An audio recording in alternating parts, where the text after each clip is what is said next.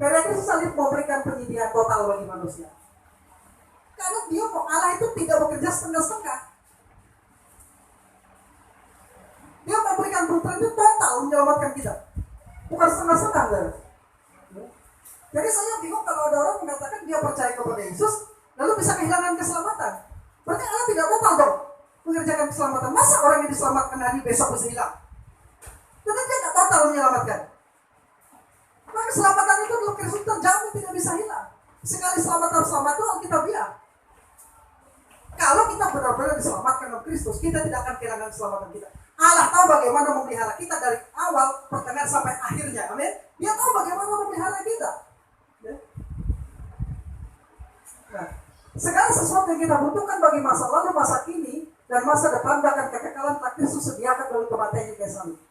Bambang Wijaya, seorang pemimpin karismatik terkemuka di Indonesia, mengatakan begini: di kayu salib semua dosa kita telah diselesaikan secara tuntas. Di sana semua hukuman dosa yang seharusnya ditimpakan kepada kita telah ditanggungnya secara tuntas. Hal yang kita perlukan untuk keselamatan kita telah dibayar secara lunas. Semua penderitaan dan kebutuhan kita telah diselesaikan di kayu salib. Bukan hanya dia membayar secara lunas, tapi semua yang kita butuhkan juga telah diselesaikannya di kayu salib. Sekarang kita perlukan hanya Yesus sediakan solusinya melalui salib. Kita hanya perlu apa? Menerima dengan apa? Jadi ketika kita sakit, kita percaya Yesus menyembuhkan, kita terima dengan iman. Ketika kita mengabaikan karya salib Kristus yang sudah tuntas bagi kita, hal itulah yang menyebabkan kita tidak menerima penyediaan total karya salib itu. Dan ini yang disukai oleh iblis. Maka mimbar sekarang ini, hampir kita tidak mendengar khotbah tentang salib. Karena iblis tahu ketika salib diberitakan, disitulah kekuatan dan hikmat Allah dinyatakan. Maka satu-satunya cara iblis agar gereja tidak mendapatkan kekuatan, hikmat Allah dan apa yang Yesus selesaikan di kayu salib adalah mimbar ditawari dengan hal-hal yang mengenakan telinga. Khotbah motivasi. Saudara lakukan 3 hal ini, maka hidup akan baik. Lakukan saja 7 langkah ini, maka engkau akan mendapatkan hal-hal yang tidak akan pernah kau pikirkan, kau bayangkan. Kita kan inginkan seperti itu. Nah, kita menerima dijejali otak kita, pikiran kita dengan itu, tapi di luar salib. Sekali lagi, cara apapun untuk menyelesaikan persoalan-persoalan tidak berpusatkan pada salib, khususnya masalah dosa dan melawan setan, tidak bisa. Hanya salib jalan keluarnya. Hal itulah yang menyebabkan kita tidak menerima penyediaan total dari karya salib itu. Kita sering diajar secara salah bahwa karya salib hanya berurusan dengan penerimaan keselamatan, tetapi tidak berhubungan dengan menjalani kehidupan Kristen kita. Sampai kita memandang pada salib, kita akan selalu mencari cara-cara lain untuk menyelesaikan masalah-masalah kita dan masalah-masalah dunia. Tidak ada cara lain, tidak ada sumber lain yang akan membawa kita kepada kelepasan penuh dan bertahan selain salib saja. Jika memang ada, maka pengorbanan Kristus tidak diperlukan. Kalau memang ada jalan di luar salib, tidak ada apapun selain karya Kristus yang bisa menyelamatkan, menyembuhkan dan membebaskan. Melalui karya salib, Kristus membuat penyediaan penuh bagi semua kebutuhan kita. Dan itu jika orang percaya kurang sesuatu, itu karena mereka kurang pengetahuan tentang salib yang telah diberi. Saya tidak mengatakan kita tidak boleh minum obat, kita tidak boleh ke dokter. Silahkan ke dokter, silahkan minum obat. Tapi kalau kita mengandalkan dokter dan mengandalkan obat, mengabaikan Tuhan, itu namanya kesombongan. Jadi Tuhan tidak melarang kita ke dokter, Tuhan tidak melarang kita minum obat. Yang ditentang Alkitab adalah jangan mengandalkan manusia, jangan mengandalkan apapun di luar Tuhan. Dokter dan obat adalah sarana yang dipakai Tuhan, sama seperti kita percaya secara rohani perjamuan kudus dan minyak urapan juga adalah sarana dipakai oleh Tuhan secara rohani dalam proses penyembuhan. Dokter pun, medikal pun dipakai oleh Tuhan. Amin. Tapi jangan mengandalkan itu adalah sarana-sarana yang Tuhan juga pakai oleh. Sehebat apapun dokter, kalau Tuhan bilang selesai, dia tidak akan sembuh, akan mati. Tapi sehebat apapun dokter memberikan prediksi yang terhebat sekalipun prediksinya, kamu 3 bulan lagi mati, kalau Tuhan bilang sembuh, sembuh. Ada seorang pendeta yang mengalami penyakit sama persis yang dialami oleh istri Presiden Ani Yudhoyono. 3 bulan terkena diagnostik penyakit itu langsung mati. Dan dia didiagnostik juga 3 bulan saja usianya. Dia memang mengalami proses penyembuhan dengan cara medis, tapi diandalkan Tuhan. Keputusannya jelas, dia mati. Karena cairan yang dimasukkan ke dalam tubuh itu untuk membunuh sel-sel kanker itu akan merusak organ-organ di dalam tubuhnya. Bayangkan satu tetes saja saudara bisa melepuhkan kulit perawatnya. Saudara bayangkan itu dimasukkan lewat infus dan masuk ke dalam tubuh untuk mematikan sel kanker. Tapi sudah lebih dari setahun dia hidup. Dan pemeriksaan terakhir menunjukkan bahwa ini hamba Tuhan benar-benar seperti tidak ada penyakitnya. Disembuhkan oleh Tuhan. Polis dokter 3 bulan mati. Tuhan bilang, dia aku inginkan hidup. Ayo. Walaupun kita beri dokter yang terbaik, kalau Tuhan bilang sudah selesai, kira-kira bisa hidup orang itu? Tidak. Maka jangan mengandalkan sekalipun dokter dan obat terbaik. Selalu andalkan Tuhan saja. Amin. Jadi karismatik tidak pernah mengajarkan bahwa karena kita percaya Allah melakukan mujizat menyembuhkan, lalu kita anti obat dan anti dokter. Tidak. Yang benar adalah kita tidak boleh mengandalkan dokter dan obat. Tapi dengar nasihat dokter, andalkan Tuhan. Amin. Semua dipakai Tuhan untuk proses penyembuhan itu. Ya kalau Pak Gembala saya perlu ke dokter enggak? Nah kalau saudara masih bertanya, berarti sudah masuk dokter. Kecuali kalau saudara berkata, saya tidak mau ke dokter, saya percaya Tuhan menyembuhkan. Berarti itu iman saudara. Tapi kalau saudara masih bertanya, Pak Gembala saya perlu minum obat, lanjut, silakan minum obat. Tapi tetap andalkan Tuhan. Karena saya tidak akan memaksakan iman saya kepada orang. Jangan memaksakan imanmu kepada orang lain. Biarkan dia beriman sendiri. Tapi yang bisa kita lakukan adalah mengarahkan dia supaya dia memandang kepada Yesus. Yesus yang membimbing kita dalam iman akan membawa iman kita itu kepada kesempurnaan. Ya. Namun sayangnya saudara, ketimbang mengkhotbahkan pesan salib yang mengubahkan dan membebaskan itu, pesan salib yang menyelamatkan, menebus, menyembuhkan, membebaskan itu, banyak pendeta pengkhotbah telah berpaling kepada ini pidato politik, etika, khotbah motivasi dan inspirasional. Serta lebih cenderung mengkhotbahkan teologi sosial dan kemakmuran. Misalnya begini, kalau engkau membayar persepuluhan maka engkau diberkati, itu salah. Kita diberkati bukan karena taat dan membayar persepuluhan. Kita diberkati karena Yesus sudah mati bagi kita. Amin. Maka saya tidak mau lagi dulu ketika saya diajar oleh pendahulu-pendahulu saya bahwa kalau kamu bayar persepuluhan, maka kamu akan diberkati luar biasa. Seakan-akan kita menggandakan uang kita dengan persepuluhan, bukan begitu. Kita tidak bayar persepuluhan pun, kita ini tetap anak Allah. Kita tetap diselamatkan.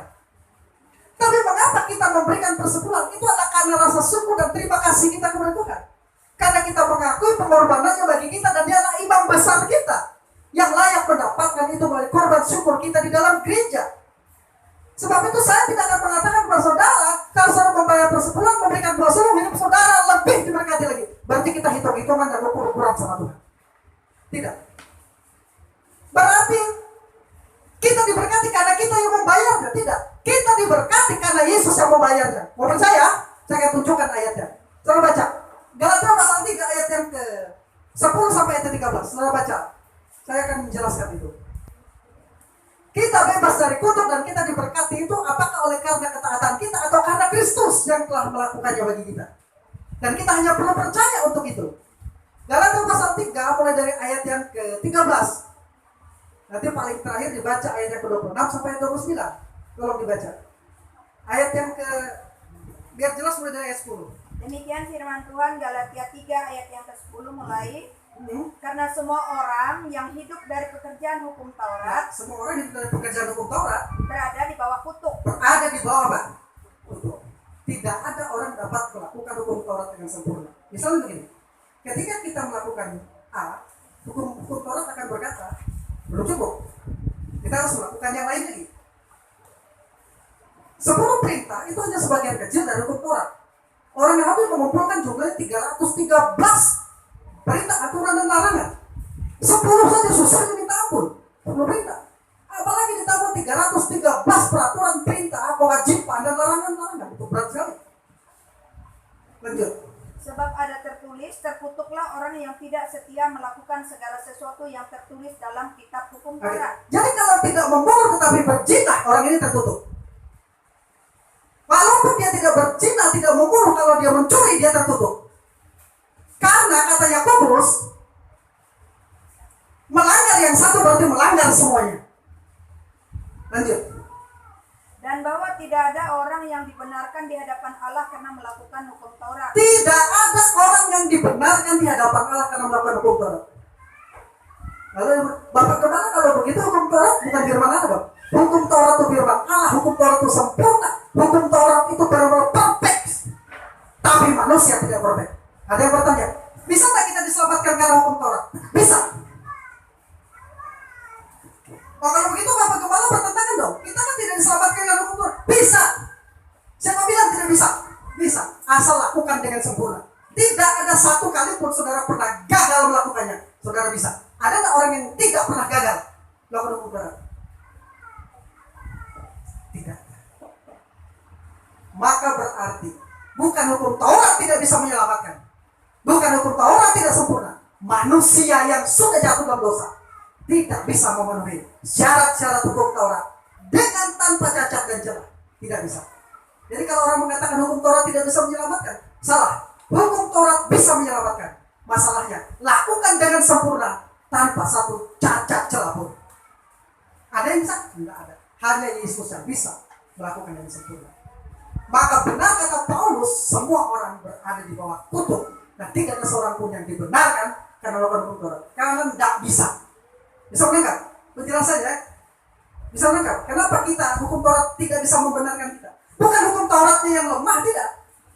Hukum Taurat itu sempurna. Kita yang tidak bisa melaksanakannya. Lanjut. Adalah jelas karena orang yang benar akan hidup oleh iman. Orang yang benar akan hidup oleh iman. Terus? Tetapi dasar hukum Taurat bukanlah iman, Ya. melainkan siapa yang melakukannya akan hidup karenanya. Nah, siapa yang melakukan akan hidup. Masalahnya hari ini kita lakukan, besok bisa nggak? Nggak bisa. Orang Yahudi berat. Terus? Kristus telah menebus kita dari kutuk hukum Kristus Taurat telah menebus kita dari kutuk hukum Taurat. dengan jalan menjadi kutuk. Oke, dengan jalan menjadi kutuk. Sulit jelaskan panjang lebar tadi di depan oleh kematian di kayu salib itu. Terus? Karena kita, sebab ada tertulis, Ada tertulis. terkutuklah orang yang digantung pada kayu salib. Terkutuklah orang yang digantung pada kayu salib.